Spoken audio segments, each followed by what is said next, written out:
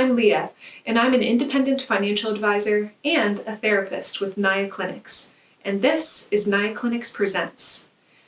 And when I tell you the topic, you're going to want to click away from this video.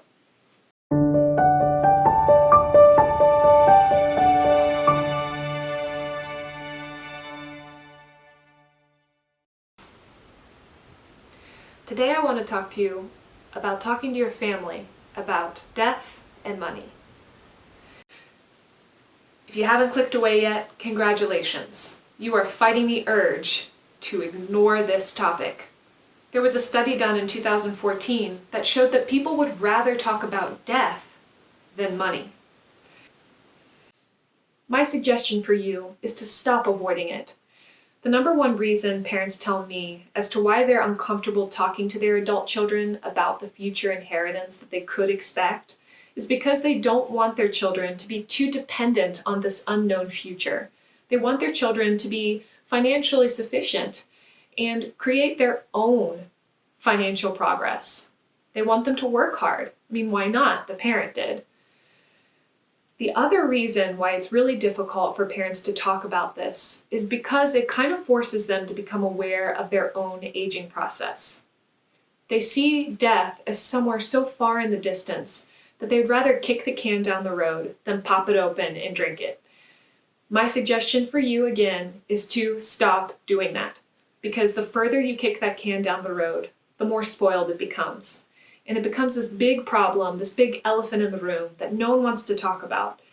And the longer it sits in that corner, the harder it is to talk about it, the more strange it becomes, the more spoiled it becomes. So avoiding it and pushing it down the road is simply making the problem worse, not better. My next suggestion for you is to talk about money as early as you can. That means even starting the conversation about money with your little ones in a way that's easy for them to grasp. The earlier you talk about money, the better it's going to be. And the more comfortable not only your child will be with the concept of it, but the more comfortable you'll be about talking about it with them. And also teach them that the family is open and honest about finances. It's not a them versus us situation. It's the family's responsibility to work together to understand the budget, how money is spent, how it's made, and how it's controlled in the household. I have one family who's from Canada. And in Canada, I'm told by this client that it's normal for children to understand money at a very young age. In fact, Canadian schools give out Money 101 children's books to these kids in school. And it's kind of a mini class in mathematics where the kids really learn about the mechanics of finances. I have another client who waited until their children were in their 40s to have the big money talk. This client has set up multiple businesses, and so when they sat down to talk to their children when they were in their 60s, mid-60s, it was a huge event. It kind of blew the kids' mind, and I definitely don't think that the children had any idea what the parents had and how difficult it could be to take over these businesses, to take over these assets and liabilities after their parents passed away. That was a big event. So I wonder how it could have been changed for the better if this family had started talking to their kids much earlier about what they had and what the expectations were at a very early age. It may be a good idea to save the money talks to face-to-face conversations over dinner with your family or setting up a monthly, quarterly, annually, weekly meeting to talk about money. It could also be really helpful to send out a blanket email to the family. This is what we made. This is what we spent. These are poor habits we have. Here are opportunities we have, so that the whole family feels involved in the process. We're working toward a goal of financial peace together as a family system, and everybody is in on it. It could also be a great idea to wait until a big event occurs, to use that as a prompt to start teaching your kids more and more about finances. For example, on my 13th birthday, my dad, instead of giving me a Barbie doll or a soccer ball, gave me a check toward my 529 plan. I can't say I was happy about that at 13, but I would be later. And what I did get out of that was funding toward my college education, and he taught me the value of money. One potential pitfall or stuck point we haven't talked about yet is how uncomfortable children are about thinking about their parents' death. So when we're talking about estate planning and parents sit down with their children to discuss the future, the children are also really uncomfortable because they don't want their parents to die. And so talking about these things brings up a lot of emotions that they also are not comfortable with. So starting the conversation earlier is going to help them become more comfortable about these discussions without directly attaching it to your death. Another suggestion is to become really aware of all your children's different personalities, if you have multiple children, because that can help you actually pick a person to choose as team leader when it comes to talking about and dealing with your family's finances. If child B is mathematically minded or simply just more organized than his or her siblings, that could be the person that you pick to head up the team of financial discussions. This person would be responsible for making major decisions, final decisions, and creating topics of discussion long after you've passed. And of course, when you're talking about these things, you're going to want to take into account the personalities of your children and their ages to help you set up a framework for what you're going to be talking about and what details you include.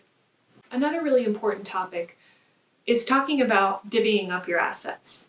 Some families are hard and fast about splitting down the middle or splitting equally between the kids. Each child will get this percentage of my estate, and nobody will get more and nobody will get less. Other families are different, and they have reasons for that. For example, I have one client whose son has struggled with an addiction for most of his adult life and through his teen years.